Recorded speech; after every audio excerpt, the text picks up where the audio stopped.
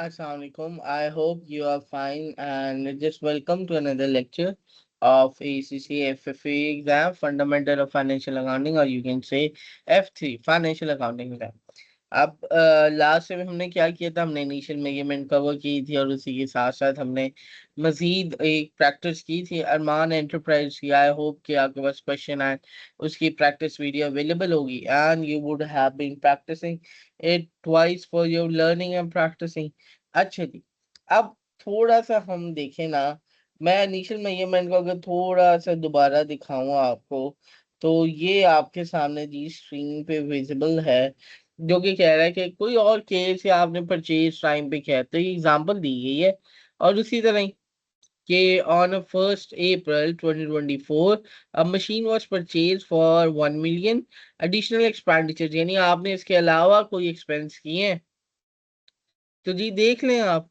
अच्छा जी, freight cost है, installation है, प्रोफेशनल फीस है, टेस्टिंग है, ट्रेड डिस्काउंट है। Machine was ready for use on 10/4/2024। ठीक है जी, ये आपने परचेज किया और 10 दिन के बाद अंदर ही वो मशीन क्या हो गई है जी, अवेलेबल फॉर यूज होगी।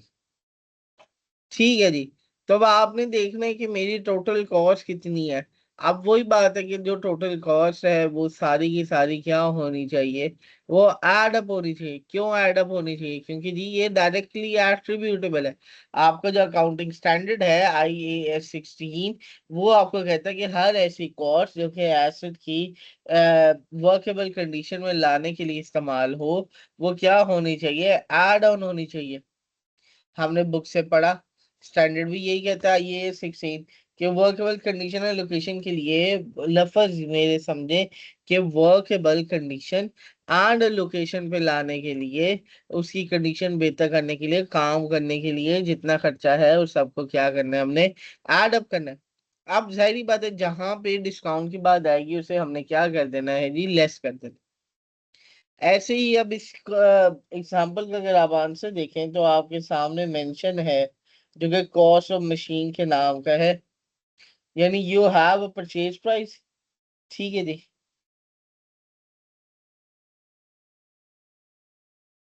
1 million।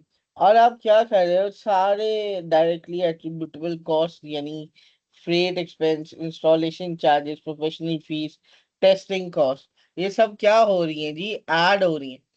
एंड देन आप एक मेजर एक्सपेंस जो है आपका, आपके बिजनेस का, जो कि आप कह रहे हो कि आपके एसेट से रिलेटेड है, वो क्या कर रहे हो, सब्ट्रैक्ट कर रहे हो आप।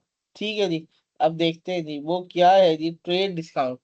ट्रेड डिस्काउंट आप लेस कर रहे हो 50,000, और इसी के साथ साथ आप किधर अप्रोच कर रहे हो जी, 1.15 million। ठीक है जी, या 10,15,000 पे आप अप्रोच कर रहे हो अपनी कॉस्ट ऑफ मशीन। अब इसकी जर्नल एंट्री हमने क्या प्रैक्टिस की थी, क्या देखी थी, let me surrender, let me tell you.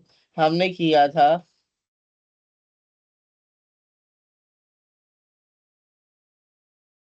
Machine है तो डेबिट मशीन, क्रेडिट कैश कर लेते हैं। ठीक है जी, अब ये है जर्नल एंट्री। या अब आप कहेंगे कि सर जिस तरह आपने लास्ट लेक्चर में करवाया था, तो लेकिन जी हम लास्ट लेक्चर की तरह जर्नल एंट्रीज बना लेते हैं। वो किस तरह बनी थी जी, in the form of table. अब एक कॉलम मेरा था जी डेट, फिर एक पे हमने पर्टिकुलर्स बनाए थे, यानी डिटेल लिखनी थी हमने। एक कॉलम मुझे डेबिट बता रहा था, एंड द नेक्स्ट कॉलम जो मुझे क्या बता रहा था, क्रेडिट। ठीक है जी,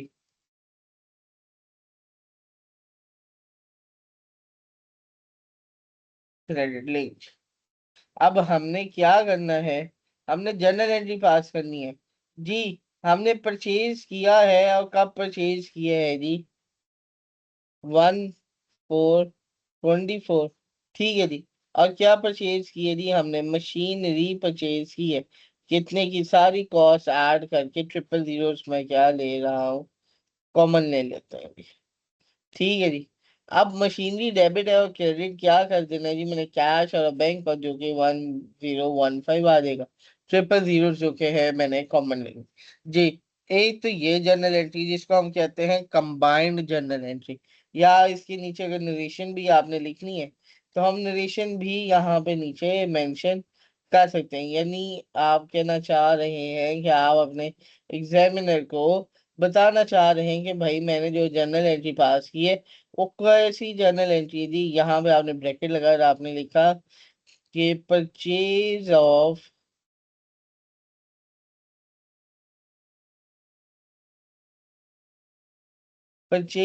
machinery by cash on 1 April 2024 for, यहाँ पे आपने अमाउंट लिखी 1015000, 10,15,000।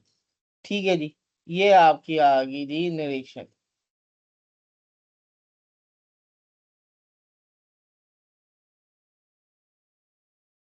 चलो, ये हमने नरेशन बंद की दी और ये है जी हमारी जनरल एंट्री। अब आप कहेंगे सर ये तो टेबल दी, ये वही जनरल एंट्री जो कि अभी ऊपर पास की, डेबिट मशीनरी क्रेडिट कैश। बस ये कि आप मैंने डेबिट और क्रेडिट सेपरेटली टेबल की फॉर्म में आपको दिखा दिए और नीचे बता भी दिया कि purchase of machinery by cash है, और यही हमने कर दिया। ठीक है जी। अब ये जो सारी कॉस्ट है ना वो क्या है जी, डायरेक्टली एट्रीब्यूटेबल कॉस्ट है टू माय एसेट। क्यों डायरेक्टली एट्रीब्यूटेबल कॉस्ट है? क्योंकि हमने अपने एसेट को किधर लाना होता है, वर्केबल कंडीशन एंड लोकेशन में लाना होता है। अब जरा सा मजीद मैं आपको चीजें दिखाता हूँ।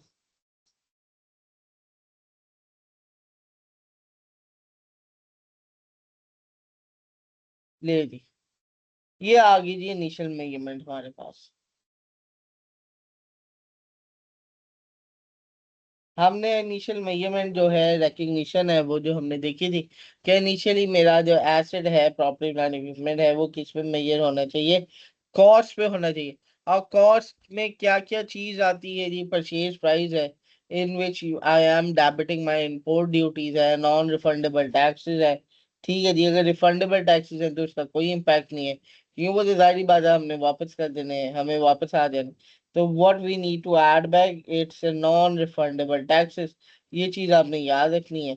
और यही सारे एलिमेंट्स हैं जो कि आपके F3 या F7 या ACC SBR एग्जाम के लिए यूजफुल है।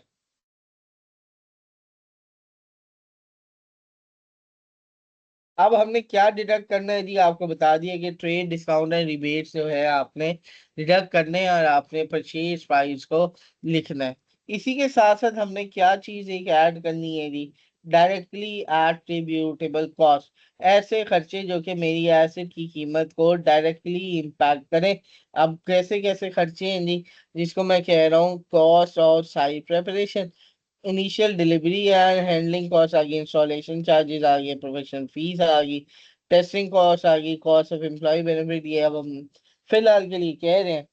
और फिर एक डिसमेंटलिंग कॉस्ट है जिसको एस्टिमेट और डिसमेंटलिंग कॉस्ट कहा गया।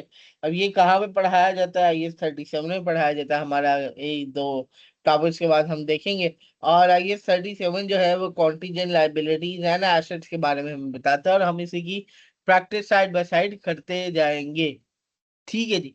तो आई होप कि आपको क्लियर होगा कि ये जो डायरेक्टली एट्रीब्यूटेबल कॉस्ट है ये आपके बिजनेस के लिए और आपके एसेट के लिए बहुत जरूरी है।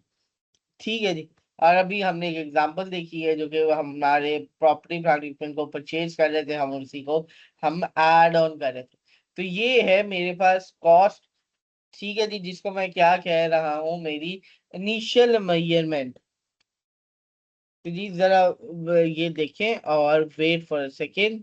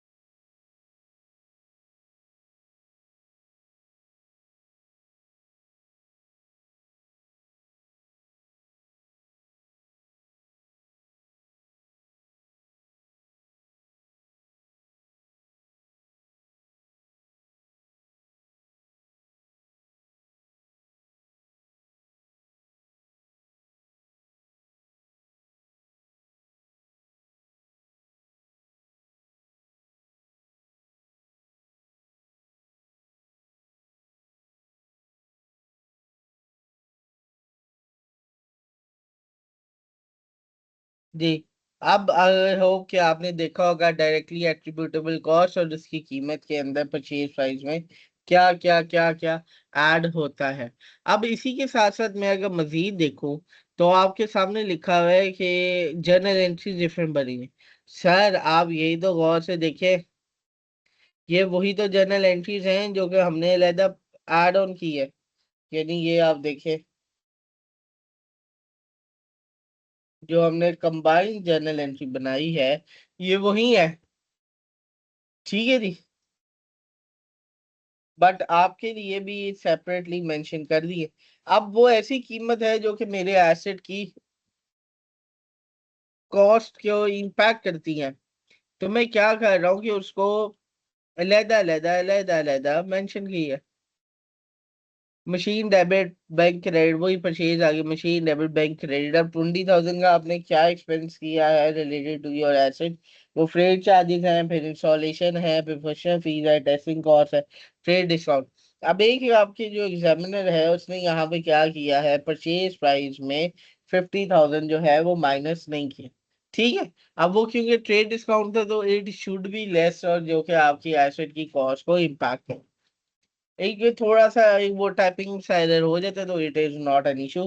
पर ये चीज याद रखिएगा कि आपने सेपरेट जर्नल एंट्रीज बनानी हो तो you can debit your machine और एसेट जो भी है सेपरेटली। अब देखें कितनी नंबर ऑफ जर्नल एंट्रीज बनी, जबकि कंबाइन और कॉन्ट्रा एंट्री जिसको हम कहते हैं वो क्या है जी हमारे सामने, जो कि अभी आपके सामने की है कि डेबिट मशीन क्रेडिट कैश 1015, और नीचे उसकी नरेशन भी मैंने बता दी कि मैंने परचेज की है मशीनरी कैश से, वहां पे बैंक है तो इससे रेलिवेंट कि आप कैश लिखो या बैंक लिखो, और डेट भी बता दियो कब परचेज की कितने की परचेज की। आई होप कि आपकी इनिशियल मेजरमेंट जो है कि काफी हद तक क्लियर होगी। तो जी भाईजान, ये तो आज रिकॉर्ड कर रहे हो ना आज की तारीख में, जब एसेट आपने खरीदा तभी तो रिकॉर्ड किया आपने। पूरा साल एसिड भी तो इस्तेमाल किया होगा आपने। क्या मतलब, यानी अब आप सोच रहे हैं कि आपने जो एसिड खरीदा है वो क्या पूरा साल नहीं इस्तेमाल किया होगा, ऐसे आइडियल रख दिया होगा। No sir, whenever you purchase an asset and you bring it to your workable condition and location, it is already available for use। तो जब एक एसेट अवेलेबल फॉर यूज हो पूरे साल के लिए तो उस पे खर्चा आता है। वो क्या है आपका, डेप्रीसिएशन एक्सपेंस है।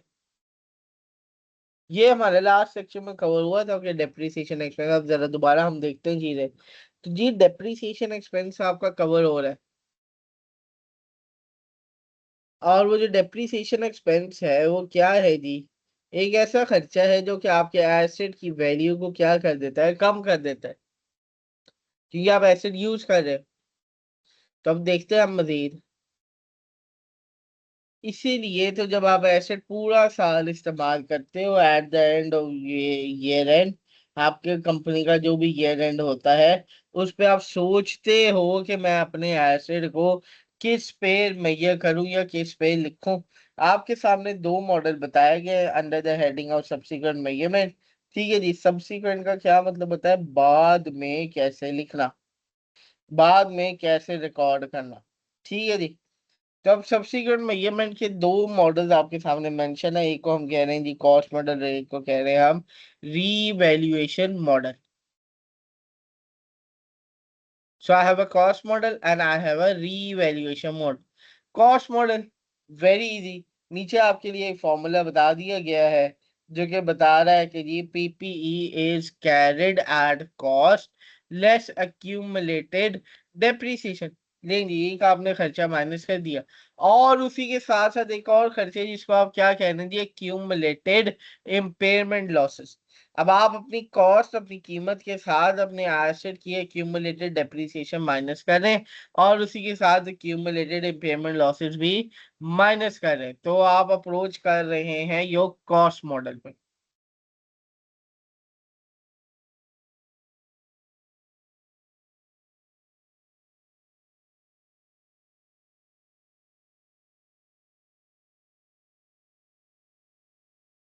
ये है जी कैरिंग अमाउंट का फॉर्मूला, आपके सामने मैंने कैरिंग अमाउंट लिखी है। आप इसको नेट बुक वैल्यू भी कह सकते हैं। ठीक है जी। कैरिंग अमाउंट और नेट बुक वैल्यू तो फॉर्मूला सेम ही है, cost minus depreciation minus impairment loss. ठीक है जी, यानी यहाँ पे accumulated depreciation and accumulated impairment losses आपने माइनस करनी। कैरिंग अमाउंट किधर दिखानी है आपने, एसेट की, आपने स्टेटमेंट ऑफ फाइनेंशियल पोजीशन यानी बैलेंस शीट वहां भी दिखानी है। आ जाएंगे, हम देखते हैं।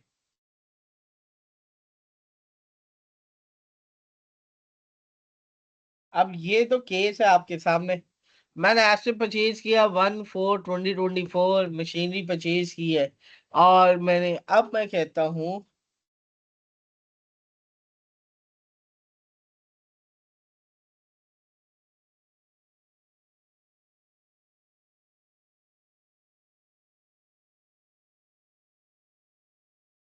Company policy to depreciate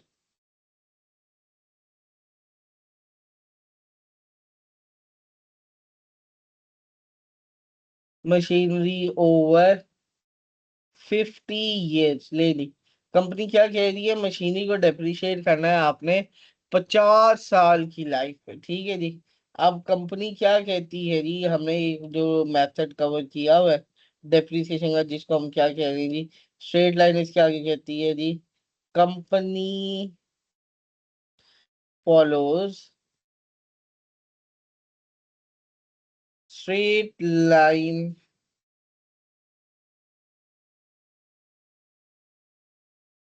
method.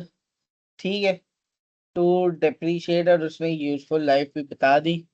फिर वो हमें कहता है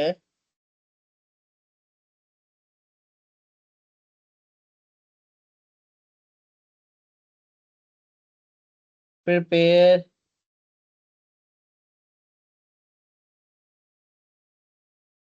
फाइनेंशियल स्टेटमेंट्स एक्सेट्स। एक्सेट्स का क्या मतलब है कि भाईजान आप पूरी फाइनेंशियल स्टेटमेंट ना बनाए, आप उसमें से जो मेरा हिस्सा है एसेट्स का वो बना के मुझे समझा दें। और हमने कहा जी ओके, नो इश्यूज। अब हमारा हिस्सा क्या है, हम एसेट्स पढ़ रहे हैं। कौन से एसेट्स हैं जी, प्रॉपर्टी प्लांट इक्विपमेंट, हम वो पढ़ रहे हैं और अभी इसको देखते हैं। प्लीज, आई होप कि ये क्वेश्चन आपको क्लियर हो गया होगा कि आपने डायरेक्टली एट्रीब्यूटेबल कॉस्ट ऐड किया इनिशियल मेजरमेंट। अब सब्सिक्वेंट मेजरमेंट की बारी है। कंपनी ने क्या कहा जी, मैं फॉलो, अब कंपनी यहाँ पे खामोश है। ठीक है, और कंपनी आपको बता, IS 16 क्या कह रहा है, IS 16 आपको बता रहा है कि देर आर टू मॉडल्स जिसपे आप सब्सिक्वेंट बाद में मेजर कर सकते हैं। एक कॉस्ट मॉडल है और एक रीवैल्यूएशन मॉडल है। अभी हम क्या कर रहे हैं जी, कॉस्ट देखते हैं जी। अब कंपनी जो है ना वो खामोश है। कंपनी ने आपको कुछ नहीं बताया।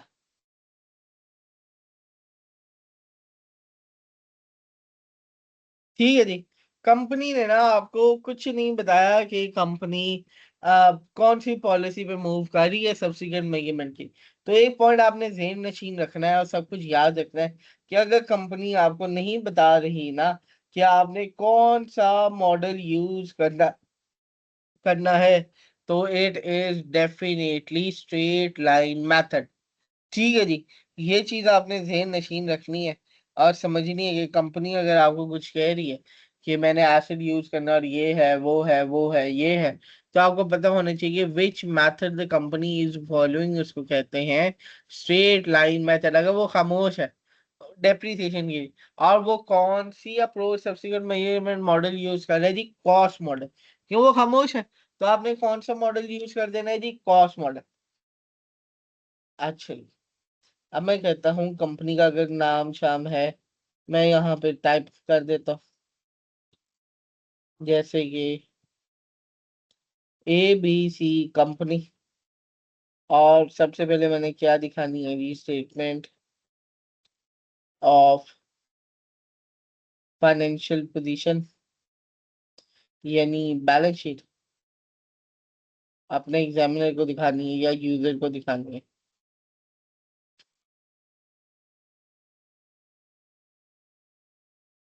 और इसकी क्या मैंने दिखा देनी एसेट।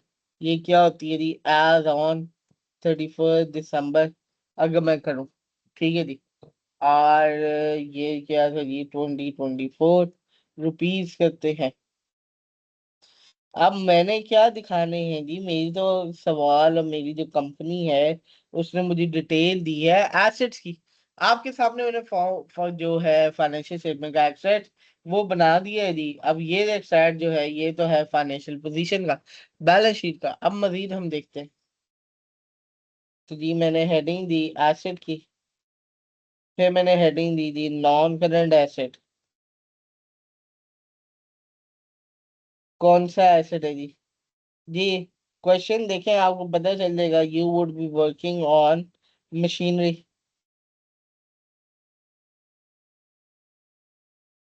अब एक कॉलम जो है मैं कॉस्ट का दिखा रहा हूँ, तो वी ऑल नो कि कॉस्ट कितनी है जी इसकी। अभी हमने इनिशियली रिकॉर्ड की है कॉस्ट,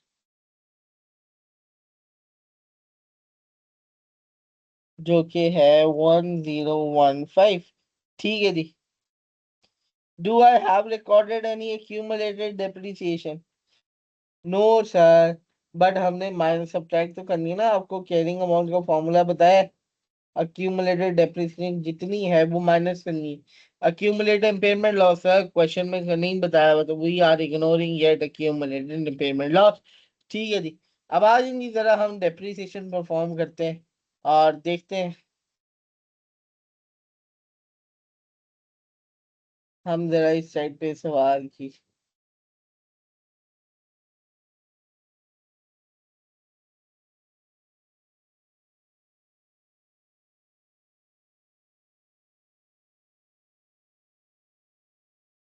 वर्किंग करते हैं।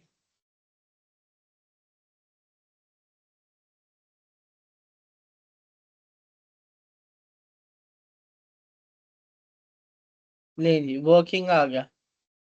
अब मैं वर्किंग में क्या कर रहा हूँ जी, डेप्रिसिएशन कैलकुलेट कर रहा हूँ। मेरे एसेट की कॉस्ट है 1015, उसकी रेजिडुअल वैल्यू 9, मेरी useful life 50 years.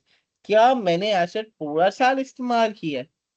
No, the asset has been used for the whole year. जी एसेट कितना यूज हुआ है? सर एसेट तो यूज ही मेरा थोड़ा हुआ है। वाई? क्योंकि मैंने वो खरीदा ही अप्रैल में था, तो अप्रैल से मैं काउंट कर लेता हूँ। क्या 1 अप्रैल और 30 अप्रैल? जी 1 अप्रैल।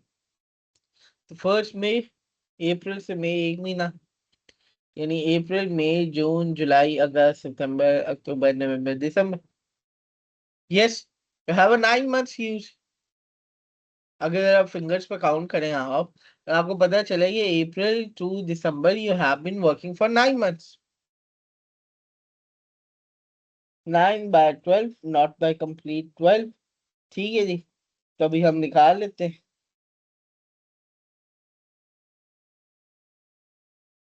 डेप्रीसिएशन।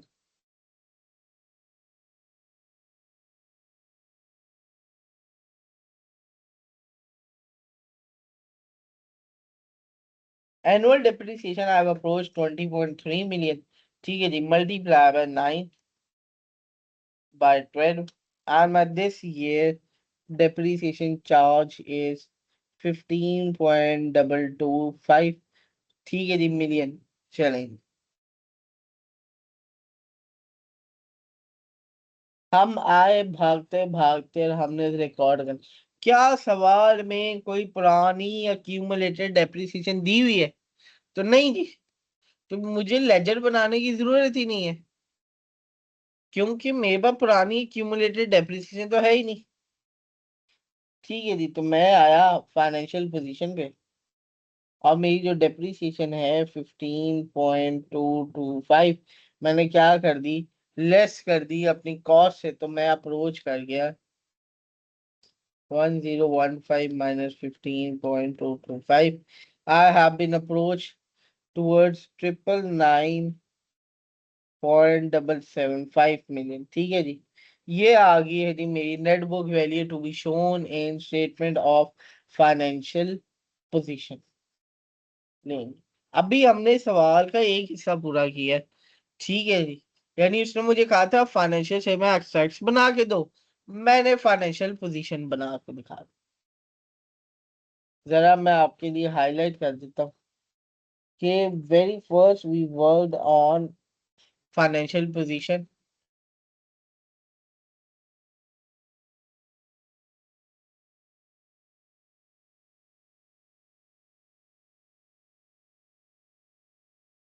लेगी। तो भाई सबसे पहले हमने क्या बनाई है अपनी स्टेटमेंट ऑफ फाइनेंशियल पोजीशन बनाई है। ये नहीं, ये आपके लिए हाईलाइट कर दी है मैंने। The highlighted part is your answer of a question. ठीक है जी। अब आपने क्या किया है, एसेट्स दिखाए हैं, नॉन करंट एसेट्स है, then you approach toward machinery, उसकी कॉस्ट है, उसकी एक्यूमुलेटेड डेप्रिसिएशन है। ठीक है। Then you subtract your accumulated depreciation, you approach toward the carrying amount. अब कैरिंग अमाउंट ही तो मैं फाइनेंशियल पोजीशन में दिखाता हूँ। फिर मैंने अपनी वर्किंग दिखा दी, डेप्रिसिएशन 0.15.225, ये आ गई जी मेरी डेप्रिसिएशन एक्सपेंस। ठीक है जी। अब इसके बाद मैं मजीद देखो तो मेरी फाइनेंशियल पोजीशन के बाद एक और एक्सट्रैक्ट बनता है, जिसको मैं क्या कह रहा हूँ, ए बी सी को स्टेटमेंट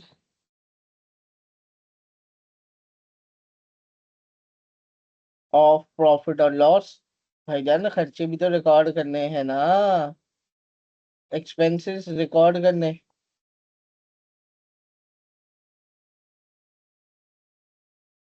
और ये भी एक्सट्रैक्ट्स बनेंगे, नॉट द होल।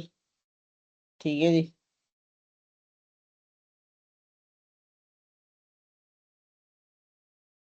और ये कितनी क्या है जी, 4 ईयर बनती है, 1 साल की बनती है। बैलेंस शीट या फाइनेंशियल पोजीशन जो है वो एक्यूमुलेटेड होती है, उसमें पुरानी और नई कॉस्ट जो है वो ऐड अप होती रहती है रुपीस। अब जी मेरा एक एक्सपेंस है, मैं एक्सपेंसेस की हेडिंग दे दी।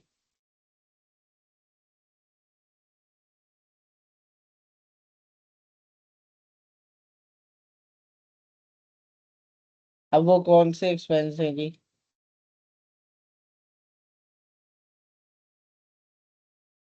मेरे पास डेप्रिसिएशन एक्सपेंस है जो कि कितना बना था, 15.225। ठीक है जी। ये है और ये मैंने रिकॉर्ड कर दिया। ये हैं जी दो फाइनेंशियल्स जो कि मैंने बनानी थी और आपको दिखा दी, अपनी वर्किंग भी करवा दी। आपके सामने पूरा सवाल सॉल्व किया। सर एक चीज रह गई है। जी जी जी, एक चीज रह गई है। क्या चीज रह गई है भाईजान। डेप्रीसिएशन मैंने रिकॉर्ड की है, वर्किंग कर ली है, फाइनेंशियल्स बना ली है, समझ आ गई। What about the journal entry? So yes, I haven't made up my space for here, but मैं ऐसा कि दोबारा यहाँ पे लिख लेता हूँ। टेबल बना हुआ है, यू नो इट। तो मैं डेट लगा लेता हूँ जी, 31 दिसंबर 2024। तो डेबिट डेप्रीसिएशन है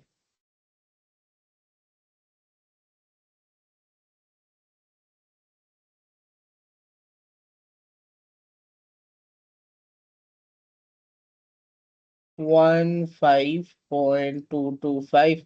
एंड क्रेडिट मैंने क्या कर देना है जी, अक्यूमलेटेड डेप्रिसिएशन, जो कि सारी पिछले सालों की और इस साल की डेप्रिसिएशन क्या हो जाएगी, एड ऑन हो जाएगी, 225। ये आपका सवाल हो गया जी। जर्नल एंट्रीज हैं, आपके पास फाइनेंशियल है, उसके बाद हमने मजीद चीजें देखी। नहीं जी, ये अब हमने क्वेश्चन जो किया है, this around about works for your initial measurement, फिर उसके बाद हमने सब्सिक्वेंट मेजरमेंट किया।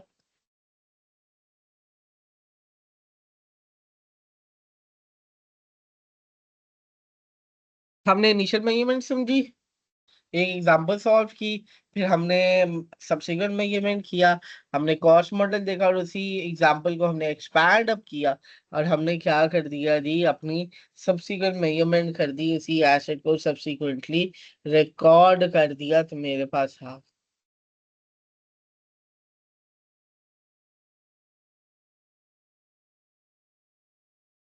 जी।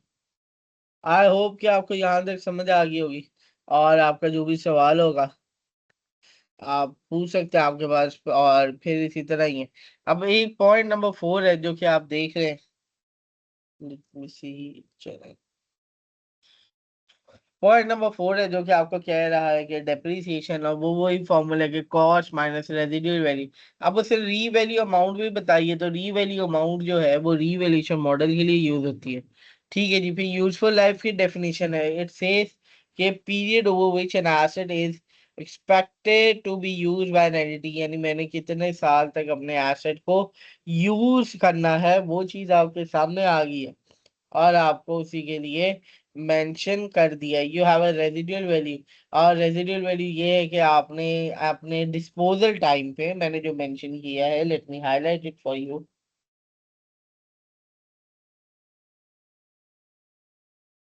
डिस्पोजल का क्या मतलब होता है? At the time of sale. ठीक है जी।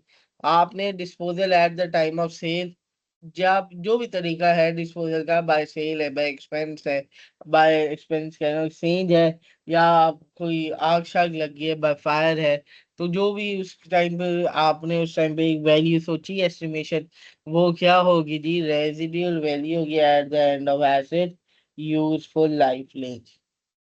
मैथड और डेप्रिसिएशन अभी जो हमने देखा है वो स्ट्रेट लाइन, और उससे पहले हमने जितनी प्रैक्टिस की थी, it is all about the straight line method. Next method है जो कि आपको कह रहा है कि डिमिनिशिंग बैलेंस मेथड है, या आप इसे क्या कह रहे हैं? Reducing balance method. तो जी ये डेप्रिसिएशन के मेथड है। कब डेप्रिसिएशन चार्ज होती है? जब हम एसेट को यूज करते हैं, और एट द एंड ऑफ, हाँ जी बताएं, at the end of hour, ये यानी सब्सिक्वेंट में, ये टाइम पे, at the time of subsequent. अब हमने क्या फाइंड करनी होती है जी? Net book value. How I approach toward the net book value? My cost minus accumulated depreciation minus accumulated impairment losses। ठीक है जी। Then I have approach toward the revaluation model है। अब एक और मॉडल है, इसके बारे में मैं क्या बता रहा हूँ आपको, कि property plant equipment is carried at a revalued amount. एक रीवैल्यू अमाउंट में कैरी होता है, जो कि क्या है? मेरी फेयर वैल्यू है at the time of revaluation. यानी मेरी कंपनी ने देखा है, सोचा है कि मैं अपने एसेट्स को मार्केट वैल्यू पे रिकॉर्ड करूं, या फेयर वैल्यू पे रिकॉर्ड करूं। ठीक है जी। तब मैं जब भी अपने एसेट्स को फेयर वैल्यू पे रिकॉर्ड करूंगा, तो वो क्या हो जाएगी? मेरी री वैल्यू मॉडल होगी। पेपर में सवाल आपको बताएगा हमेशा, यानी मैं भी प्रैक्टिस करवाऊंगा, मजीद आप चीजें देखेंगे, उसमें मजीद बताया होगा कि आपने जब भी रीवैल्यूएशन मॉडल यूज करना होगा, एक क्वेश्चन में बताया होगा। जैसे इस क्वेश्चन में नहीं बताया, तो मैंने आपको क्या बताया कि ऑटोमेटिकली आपने कॉस्ट मॉडल यूज करना। जब आप रीवैल्यूएशन मॉडल वाली साइड पे जाएंगे, तो आपको क्वेश्चन में हमेशा एक तो फेयर वैल्यूज नजर आएंगी। फेयर वैल्यूज नजर आ गई, और वो उसने बताया होगा कि मेरा जो एसेट है वो मैं किस पे मेजर कर रहा हूँ सब्सिक्वेंटली, री वैल्यू मॉडल पे कर।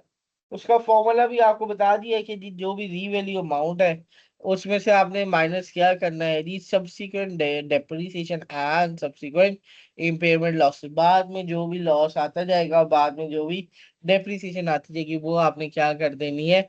माइनस कर देनी है। तो you would be approaching toward the revaluation model. ठीक है जी। अब कंपनी है, कंपनी कोई भी मॉडल यूज कर सकती है। अगर कंपनी ने रीवैल्यूएशन मॉडल यूज किया है, तो एक पॉइंट जरा ज़हन नशीन रखें कि कंपनी ने अगर रीवैल्यूएशन मॉडल यूज किया, तो उसे पूरी की पूरी क्लास, अपनी पूरी की पूरी जो कैटेगरी है ना, उसे रीवैल्यू करना पड़ेगा। यानी मशीनरी है, तो मशीनरी एक हेड है, मशीनरी के नीचे जो भी मशीनरी आ रही है, कटर मशीनरी है, ये मशीनरी है, वो मशीनरी है, प्रोडक्शन मशीनरी है, जो भी मशीनरीज है, वो सारी की सारी क्या होनी चाहिए? रीवैल्यू होनी चाहिए, पूरी की पूरी आपकी क्लास रीवैल्यू होनी चाहिए। ठीक है जी। उसी के साथ आप देखेंगे तो आपके एडजेसेंट एग्जांपल 5 है, जो कि बता रहा है कि मशीन आपने कॉस्ट की है यदि 1 मिलियन की, और उसकी रेजिडुअल वैल्यू है 50,000, यूजफुल लाइफ है 5 ईयर्स। तो मैं डेप्रिसिएशन मेथड नहीं बताया, यूजफुल लाइफ है, तो यू आपको याद होना चाहिए which method it is, straight line method. और ये जरा डेप्रिसिएशन और उसकी जनरल एंट्री आप लोगों ने खुद पास आउट करनी है, प्रैक्टिस करनी है। तब आप देखेंगे कि व्हाट द प्रैक्टिस और what the things you R be looking out. ठीक है जी। अब तक हमने क्या कवर कर लिया, इनिशियल मैनेजमेंट कवर कर ली, सब्सिक्वेंटली हमने कॉस्ट में ये कर ली, एक अच्छी भली एग्जांपल कवर कर ली। और वही जो एग्जांपल थी वो क्या थी जी, मुझे जर्नल एंट्रीज की प्रैक्टिस करवा रही थी, उसके बाद मुझे फाइनेंशियल स्टेटमेंट एक्सरसाइज की प्रैक्टिस करवा रही थी। फाइनेंशियल स्टेटमेंट एक्सरसाइज में मैंने फाइनेंशियल पोजीशन बनाई थी, बैलेंस शीट जिसे आसान अल्फाज में कहते हैं। और ये आपके सामने है जी, cost minus accumulated depreciation bracket में लिखी है। अब एक्यूमुलेटेड डेप्रिसिएशन जो है वो क्यों ब्रैकेट में लिखिए, क्योंकि it is a negative asset जो कि आपकी एसेट की वैल्यू को डिक्रीज करती है, और उसे मैं देखता हूँ। ठीक है जी। और उसी के साथ साथ मैंने डेप्रिसिएशन की वर्किंग की फॉर द ईयर, मुझे पता चला मैंने आज से कितने महीने यूज किया है, 9 मंथ्स यूज किया। 9 मंथ्स यूज करने की डेप्रिसिएशन कितनी है जी, 15.225 डेप्रिसिएशन मेरी चार्ज है, और मैं उसी को ही देख रहा हूँ जी। यहाँ तक कोई सवाल है तो पूछे। फिर मैंने फाइनेंशियल प्रॉफिट और लॉस बनाया कि मैं देखूंगी मेरी कंपनी के खर्चे। क्या कोई इनकम सवाल में बताई हुई थी? No sir, there is no income being mention. तो इसीलिए मैंने एक्सपेंसेस में डेप्रिसिएशन एक्सपेंस जो है 15.225 मैंने मेंशन किया, और उसी को मैंने सब्ट्रैक्ट कर दिया। ठीक है जी।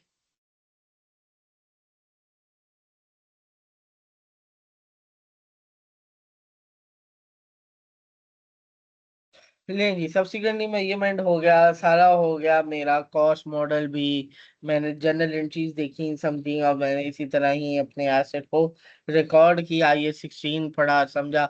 आई होप कि आपको चीजें साइड बाय साइड क्लियर हो रही होंगी। मैंने अभी स्टेटमेंट मेथड कवर किया और आपको बताया गया, इंशाल्लाह हम रिड्यूसिंग बैलेंस मेथड भी कवर करेंगे, और अपने एसेट की जो भी कॉस्ट है मैं उसे रिड्यूस करके, यानी रिड्यूसिंग बैलेंस मेथड पे भी देखूंगा, उसकी प्रैक्टिस करूंगा। ठीक है जी। यहाँ तक कोई सवाल है तो पूछे।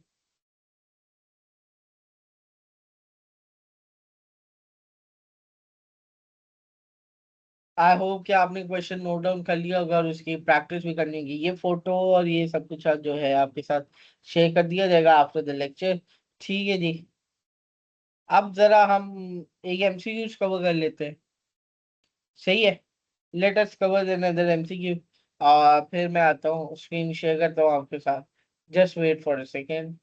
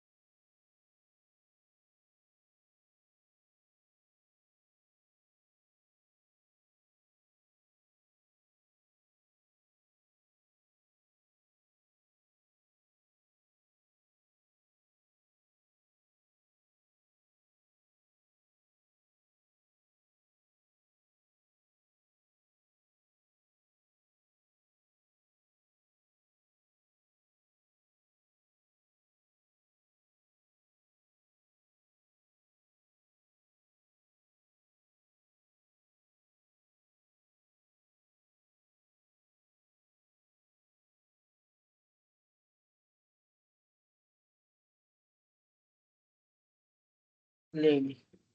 आपके सामने कोई एमसीक्यूज अवेलेबल है, और ये एमसीक्यूज की जो किट है अब मैंने अपने स्टूडेंट्स के साथ शेयर कर दी है। तो लेकिन ये एमसीक्यूज हैं, और अब हम जरा देखते हैं कि एमसीक्यूज क्या फरमा रहे हैं हमारी प्रैक्टिस को। तो लेकिन ये पहले वो कह रहे जी इनिशियल मेजरमेंट के एमसीक्यूज है। Under IAS 16 which of the following costs should be capitalized as a part of initial item। लेकिन जी अब आपको पता होना चाहिए कि आपने कौन कौन सी कॉस्ट जो है इनिशियली ऐड अप करनी है। वो क्यों ऐड करनी है, क्योंकि आपने अपने एसेट की कॉस्ट को इंक्रीज करना है इनिशियली। तो पहला क्या है जी, administrative overheads allocated to the project. चलिए जी, एडमिनिस्ट्रेटिव ओवरहेड्स जो है ना, यानी एडमिन एक्सपेंस जो भी आएगा, आपने याद रखना है कि आपको एडमिन एक्सपेंस इतना भी दिया हो, जैसे इसमें तो खाली बताया अमाउंट नहीं दी हुई, ये सारा क्या कर देना है, एक्सपेंस आउट कर देना है। ठीक है जी, ये आपके एसेट के लिए जो यूजफुल नहीं है। Point two, cost of opening a new facility it is still irrelevant. कि आप तो एक एसेट बना रहे हो, तो एसेट में ओपनिंग क्या करना है, irrelevant. Point number three, initial delivery and handling cost. और point number four, staff training cost. तो याद रखना है कि स्टाफ ट्रेनिंग कॉस्ट जो है वो भी आपकी कैपिटलाइज नहीं होनी, वो भी आपकी एक्सपेंस आउट हो जानी है। तो एक मेजर ही चीज है जो कि आपको बताई हुई थी। What is that thing?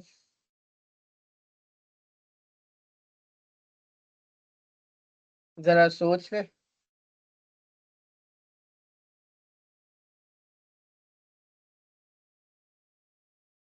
Hmm, just wait a second.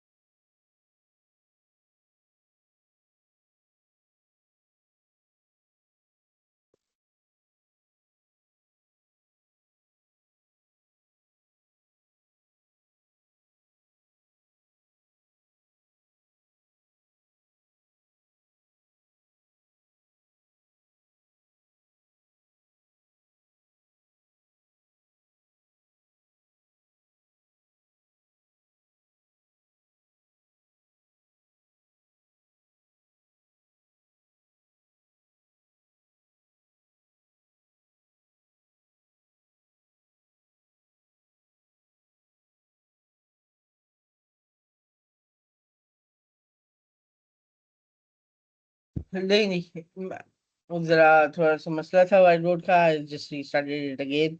तो under IAS 16 which of the following cost should be capitalise.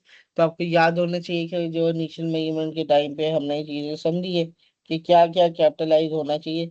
So it is my initial delivery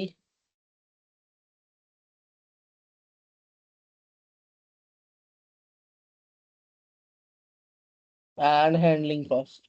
ठीक है जी, ये आपने कैपिटलाइज करना है, और बाकी जो है आपने एक्सपेंस आउट कर देना है।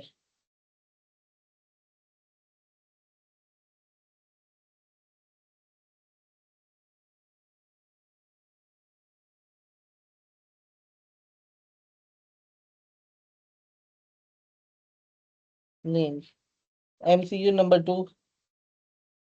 MCQ नंबर 2 है, an LED construction machine for its own use. अब याद रखेंगे, आप जो भी एसिड कर रहे हैं, एसिड क्या है, मशीन। ठीक है जी, और आप वो क्या करें, परचेज करें, no sir we are constructing that machine. ठीक है जी।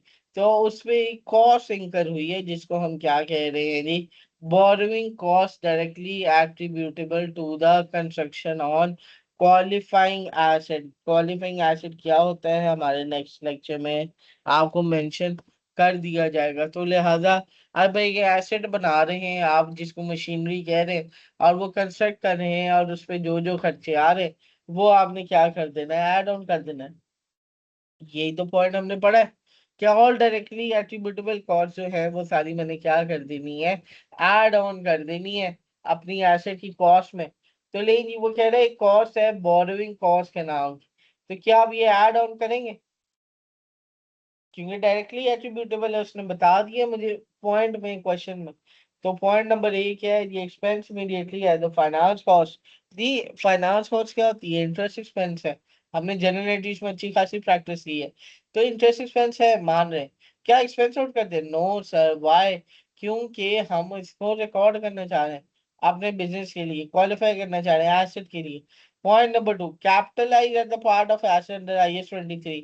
Point three, deferred and amortise over the you acid useful life. तो अमोर्टाइज नहीं होता है एसिड की कॉस्ट, जो भी होती है वो डेप्रिशिएट होती है। चौथा, always exclude from PP cost. तो ये पॉइंट भी गलत है, पॉइंट थ्री भी गलत है, क्योंकि अभी तो वो क्वालिफाई हो रहा है, अभी कंस्ट्रक्ट हो रहा है। क्या उसने बताया अवेलेबल फॉर यूज है, नो सर। तो भाई ना तो ऑप्शन नहीं है, क्योंकि फाइनेंस कॉस्ट है मान रहे हैं, but it is not qualify for your expenses. Point number C is not relevant. Point number D के irrelevant exclude कर देनो। तो हमारे पास ऑप्शन क्या बचती है, पॉइंट नंबर बी। हमने कैपिटलाइज करना, थोड़ी देर पहले आपको मेरे जुबान से लफ्ज याद हुआ अगर कैपिटलाइज के जिसको मैं कह रहा था, तो आपने इसको डेबिट करना है।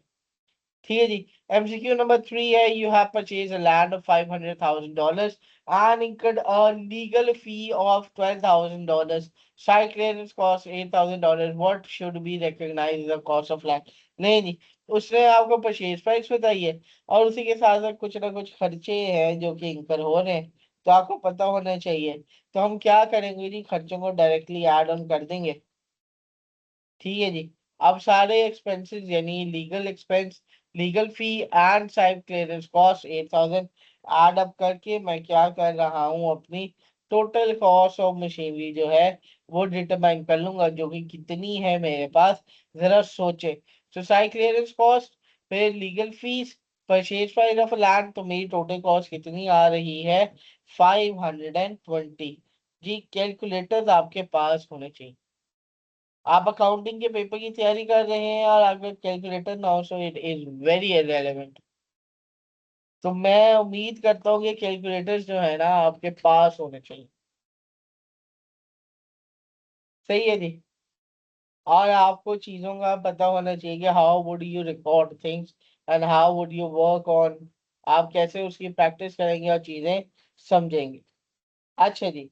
आप मजीद देखते हैं MCQ number four, which of the following is not a directly attributable cost can be capitalize. वही आ गया कि आपने उसे डेबिट कैसे करना है। तो लेकिन जी जरा देखिए समझे। पॉइंट नंबर एक, cost of site preparation. Sir अभी तो हमने देखा है cost of site preparation is the part. ठीक है। Initial delivery and handling cost, भाई ये भी पार्ट है। Point C, professional fees. भाई जान अगर मैं कोई एसेट बना रहा हूँ और कोई प्रोफेशनल बंदा आया है जो कि मुझे उसकी गाइडेंस पे कर रहा है, गाइडेंस दे रहा है, एडवाइजरी दे रहा है, advisory cost professional fees add होगी। तो पॉइंट नंबर डी जो है, cost of introducing a new product, यानी आप अपनी मशीनरी से कोई नया प्रोडक्ट बना रहे और वो दिखा रहे हो न्यू फैसिलिटी। तो पॉइंट नंबर डी जो है वो इररेलेवेंट है आपके लिए, तो आपने उसे क्या कर देना है, एक्सक्लूड कर देना है, आपको बता देना। तो ले जी लैंड है, हाँ जी भाईजान लैंड है। अब इनिशियली में ये करने हैं आपने, उसने आपको बताया कि लैंड की इनिशियल कॉस्ट कितनी है जी, 520 मैंने कह दिया। ठीक है जी। अब मैं कहता हूँ 31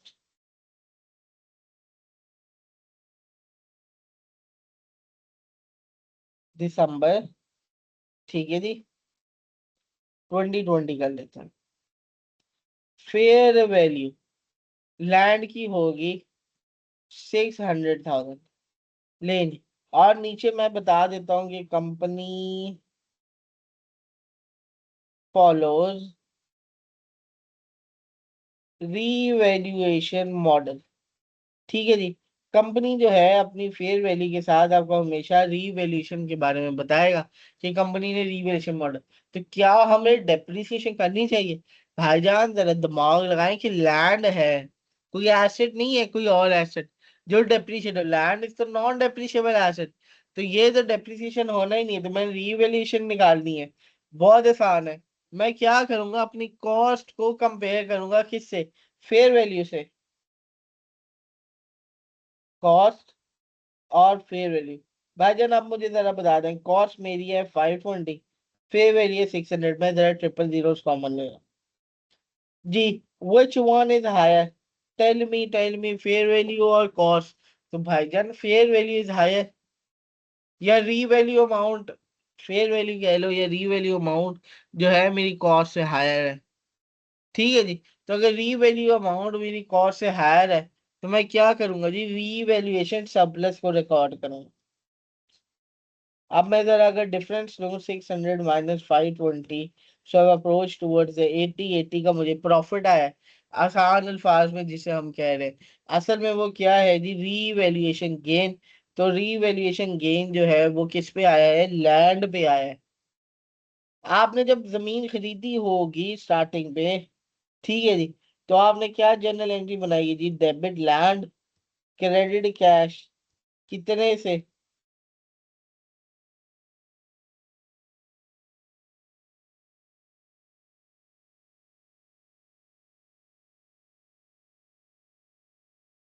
520। अब जब साल भर आपने रखी जमीन और वो रीवैल्यूएशन मॉडल यूज किया आपने, ठीक है जी, और आपको पता चला कि मेरी जो भी मेरी लैंड है उसकी रीवैल्यू अमाउंट या फेयर वैल्यू अमाउंट जो है वो 600 हो गई है, और मुझे कितने का गेन है, कितने का प्रॉफिट है, आसान जुबान में प्रॉफिट कहते हैं, जो कि हम गांव वाले लोग या कोई कहता है। वैसे ये क्या होता है, अकाउंटिंग की लैंग्वेज में देखा जाए इसको कहते हैं हम गेन।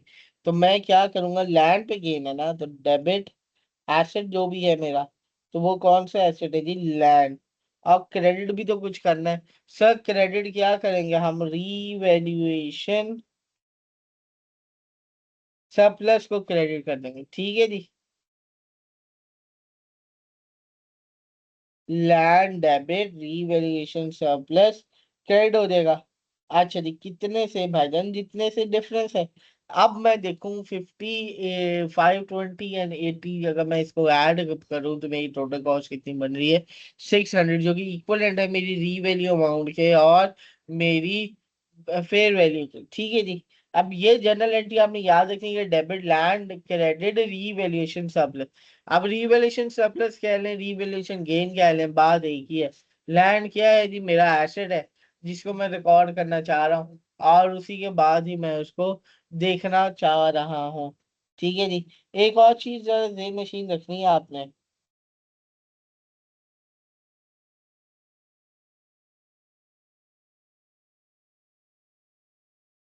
एक और चीज जरा जेन मशीन रखनी है आपने, कि जो रिवॉल्यूशन सरप्लस है ना, ये प्रॉफिट और लॉस में नहीं जाता, ये किधर जाता है? अदर कॉम्प्रिहेंसिव इनकम में।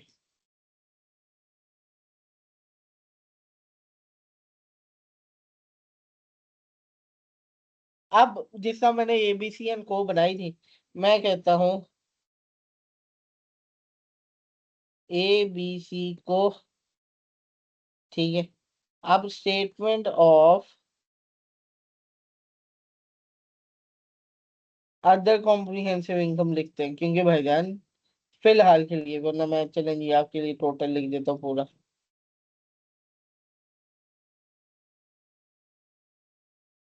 स्टेटमेंट ऑफ प्रॉफिट और loss and other comprehensive income. नहीं जी, अब हम सारी बना रहे। क्या मेरी लैंड डेप्रिशिएट होती है? सर थोड़ी देर पहले आपने तो बताया है कि land is non depreciable asset. ठीक है जी। तो भाईजान अगर मैंने थोड़ी देर पहले आपको बताया है कि लैंड जो है नॉन डेप्रिशिएबल एसेट है, तो मैं एक्सपेंसेस वाली जो जगह है अभी, वो क्या कर रहा हूँ, खाली छोड़ रहा हूँ। ठीक है जी, नीचे नेट प्रॉफिट नेट गेन वगैरह जो आएगा, और मैं उसी के नीचे एक अदर हेडिंग दे रहा हूँ थोड़ी सी, जिसको मैं क्या कह रहा हूँ, ओ सी आई, ये आप पूरा लिख लीजिएगा, द कॉम्प्रिहेंसिव इनकम। कौन सी अदर कॉम्प्रिहेंसिव इनकम वाली चीज मेरे पास आई है, जिसको मैं कह रहा हूँ रीवैल्यूएशन सरप्लस। और वो जो रीवैल्यूएशन सरप्लस है वो कितने का हुआ है, 80 का। याद रखिएगा कि रीवैल्यूएशन गेन रीवैल्यूएशन सरप्लस आपने हमेशा अपने एक्सपेंसेस, अपनी इनकम, अपने रेवेन्यू, नेट प्रॉफिट के बाद लिखना है। अब आप जरा फॉर्मेट देखें जो कि मैंने आपके सामने बनाया है। मैंने यानी statement of profit and loss and other comprehensive income heading they the, for the ये लिखना था, वो लिख दिया मैंने। फिर नीचे मैंने देखा कि मैं एक्सपेंस, क्योंकि इनकम या सेल जिसको आप रेवेन्यू कह रहे हैं, रेवेन्यू एक्सपेंसेस, फिर profit before tax, profit after tax. Profit after tax के बाद आपने एक हेडिंग देनी है ओसीआई या अदर कॉम्प्रिहेंसिव इनकम की, और उसके नीचे एक हेडिंग आपने दे देनी है रिवैल्यूएशन सरप्लस, जो कि अभी मुझे लैंड पे हुआ है, कितने का हुआ है, 80 का। ये याद रखिएगा कि ये जो एसेट अभी लैंड है ये डेप्रिशिएट नहीं होता। अगर ये डेप्रिशिएट होता होता तो मैं एक्सपेंसेस में भी रिकॉर्ड करता। जैसे पुरानी एग्जांपल में मैंने क्या किया था, अपनी मशीनरी को डेप्रिशिएट किया था ओवर 50 ईयर्स।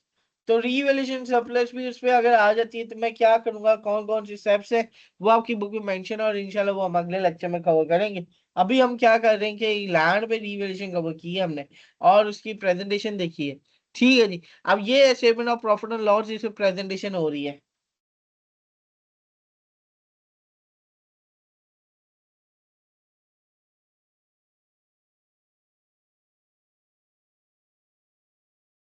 इसी के साथ साथ एडजेसेंट ही हम ए बी सी को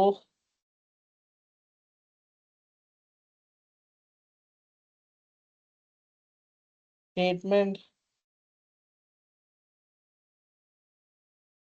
ऑफ फाइनेंशियल पोजीशन बना देते हैं, एक ही साइड पे बनाते हैं, ताकि वो दोनों चीजें आपको साइड बाय साइड ही नजर आ।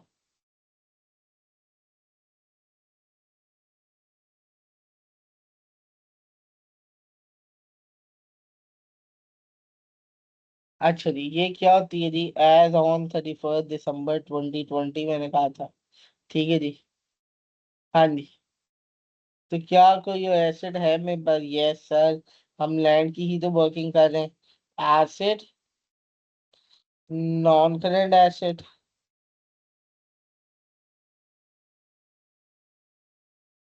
और उसके बाद लैंड।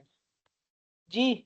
अब देखिए आपके पास दो चीजें आ रही, लैंड की कॉस्ट भी है और लैंड की रीवैल्यू अमाउंट भी है।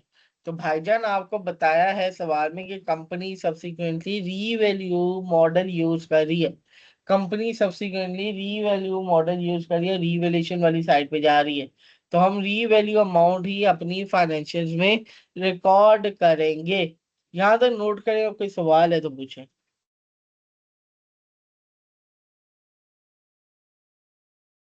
पानी।